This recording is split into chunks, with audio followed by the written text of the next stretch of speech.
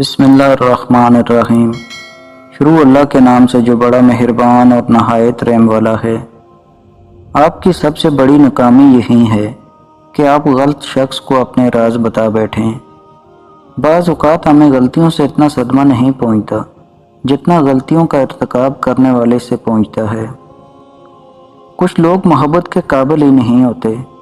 ان کی آنکھوں پر مفاد کی پٹی بندھی ہوتی ہے جس سے وہ صرف نفع دیکھ سکتے ہیں، ہر بات میں، ہر رشتے میں۔ وفاداری کا مطلب ہے کہ جو بھی تم پر بھروسہ کر رہا ہے اسے مایوس نہ کرو۔